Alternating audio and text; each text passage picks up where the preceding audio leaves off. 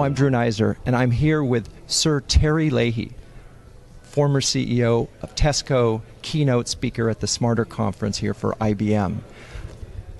Sir Leyhey, your book, 10 words. You mention a number of words in the book, obviously. The word that I want to start with is simple. What's interesting to me about simple is how hard it is for big businesses. Talk to me about why it's so hard and how big organizations can get to simple. Yeah, simple isn't easy, but it's still the right thing to do. I think it's a mindset. You have to accept that as organizations grow, they will become more complex. So you've got to counter that by deliberately navigating in search of simplicity. You know, as organizations, businesses evolve, they do so around a series of decisions. And it's when you make those decisions, you have the opportunity to choose a more simple route as opposed to a more complex route. And in a way, we have to counter the way we're all educated. What's getting at is you have to think about it. You have to think about how can I actually simplify the way I deliver a product or a service to a consumer. Interesting. So, with all the big data that's out there, does this make it harder to get to simple, or does it make it easier to get to simple? Well, potentially it makes it harder. There is a real danger that an organization can be flooded by data, and actually information can get in the way of actually accessing the things that really matter for the consumer and that will really drive your organization forward if you make decisions on those things. Data is so complex now, so powerful. There's even a danger that actually it can become detached from most ordinary people. Right. And it becomes just the preserve of the data jockey. Right. And that could be very harmful for an organization. You want data to be more accessible, to be placed right at the heart of the organization, right where the decisions are made. Interesting. So how do you get there? How do you get to this where data becomes simple? Or give me an example of where data became simple for you at Tesco. I think it became simple once we were able to know things about customers. That was the big breakthrough for us. And we'd had product data with the famous barcode, which transformed our retail industry. But we didn't know anything about the people who bought the products. Right. Once we launched Club Card, that allowed us to gain information about those individual customers and their shopping habits, what they bought, when they shopped. And that really illuminated the world for me. Right. Because then we felt we knew more about how customers shopped and what they needed and what they were interested in, and we could tailor, we could target our products, our services to meet those specific needs. Interesting. So one of the words that you used was courage, and a lot of companies don't have the courage to make big bets. In fact, they sort of go for incrementalism. Talk to me about the importance of courage and big bets, and then the risks of such an approach. Yeah, courage is an unusual word in the context of business, but I think it's at the heart of business. And in fact, I think entrepreneurs would understand that. You know, they take the biggest bet of all with their livelihood when they start a business. But in an organization, it still applies. Many people are fearful of upsetting their boss, of affecting their promotion prospects. But actually, you've got to be prepared to risk everything, even your career, in order to do what you think is right in a situation, in the job that you hold. One of the big bets that I made was the launch of Club Card, which gave this information around customers. In order to do it, we had to incentivize customers. That was going to cost us, at the time, a quarter of our entire profits. If this had gone wrong, and many predicted it would go wrong, I was finished. That was it. That was your job was at stake. My job was at stake. But I felt it was the right thing to do, and luckily it proved to be so. Yes. One of the things that really, to me, distinguishes you, particularly in the world of big data and CTOs, is that as a marketer, you became CEO. Why do you think you were able to sort of beat the data guy and beat the analytics people to the CEO spot? And what could marketers, potential CEOs, learn from that experience? Yeah, it is unusual, and I think we need more CEOs who come from marketing or come from technology. It happens obviously in the technology industry, but outside of that industry it's pretty rare. And I think that's a great shame, because those are the two most valuable commodities for businesses to work with: customers and data, knowledge.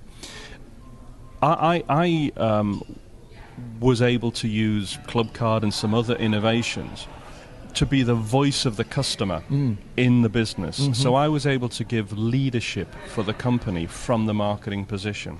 And that was therefore a small step into the CEO's office. And I think other CMOs can do that. I think that they can step forward and lead the business from the marketing position, particularly if they harness the customer. And the customer is the biggest power base within an organization if you use it in the right way. It's hard for finance to challenge it or operations to challenge the voice of the customer. If you've got the customer on your side, you're the most powerful guy in the organization, or woman, of course. So one of the words that is not on your 10 words is the word intuition. And in this world of big data, does intuition still have a role? I think it does. It'll be a shorthand. You read the psychology books like I do, and they look at how the brain works. And what will probably happen is that we'll all be better at absorbing data about the things that we work on and work in. And then we'll have an intuitive response that seems like a gut instinct, but actually it's drawing on all of that data, all of that information that you've been putting in there over the last weeks and months and years. And largely that's probably the right way forward. It's a combination of the two sides of our brain, if you like. And that's how most people will work. So let's get back to the CMO for a moment. I'm a marketer and so forth. How does that CMO, who's not a data person, make sure that they are looking at the data or getting the data they need to really inform their strategies? I think the days of the CMO not being a data person are past. Okay. Yeah. I think you don't have to be a maths genius. Right. This is accessible. Right. The technology now is making it so much more accessible. It's about a CMO who's curious about the world around them and how they use data to inform them about that world. And that's what CMOs naturally are. They're naturally interested in people, interested in how the world works. And they just need to unlock data to inform their decisions. So one of the words, values. Every company I know has values. They put them on their website. They put them on a wall in the kitchen. But they're not realized. They're not activated. They're just platitudes. How did you make sure that the values that you established for Tesco became real, part of the organization? I think you've got to look at the organization, and you'll find in the history of the organization, in the narrative of the business, the core values. And if you can draw those out and articulate them and build on them, I think that's a much more solid foundation. I think after that, you've obviously got to live those values. People will listen to what you say, but they'll watch what you do. And integrity comes from a consistency between the words and the deeds. And you've got to live it every day.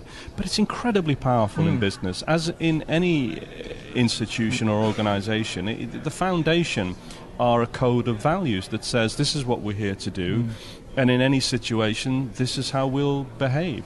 And people can identify with that, and it's so much easier for people to sign up to that. Right. So last question for you, and this is one of the words you have in the book is compete. And when lots of companies, and particularly, say, junior marketers will look at competition, they say, oh, my competition is doing this and that, and then they try to replicate it. How do you compete and look at your competition, but make sure you remain sort of true to yourself? Well, it's interesting. In the first, I'd say, 10 years of my career, Essentially, I copied the competition because our competitors in my industry were outstanding firms, the best in the country, arguably the best in the world at what they did. So I didn't have to, look far for ideas. I just copied them. But what I found was, as we got closer and closer to this benchmark, we could never overtake them. Because, if you just like the original, people will always choose the original. Right. And it was only when I stopped copying the competition, stopped following them, and started following our own customers and letting they be my lead, that we overtook them within a year. It was an amazing thing that I learned. And from that day forward, I respected competition. I learned everything I could from competition, but I never followed competition. So interesting. All the focus was on the customer. Right. And then what you did was much more original, much more authentic, and customers spotted that you were doing it first and doing it for them. You weren't doing it because some other competitor did it first. Sure. So to wrap up here, let's talk about the future and so forth. And if you were training now for the job 10, 15 years on the horizon, what would you be focused on? What kinds of things would you be looking at? Well, I think it's a really exciting time now because, back when the book started, Tesco was one of the first in the world using data as soon as computers were powerful. But now the opportunity to access data from social networks, from shopper data, from so many other things, from operations, is without limit. And yet, organizations don't use that data. They don't bring it in and use it to give direction to the strategy, to inform the way products are developed, to drive the direction of the business. So I think that still is the opportunity. How do we make decisions in business on the basis of knowledge of the world around us?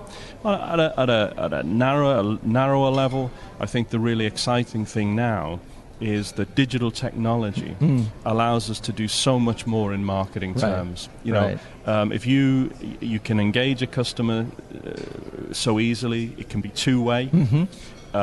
You can pass information backwards and forwards.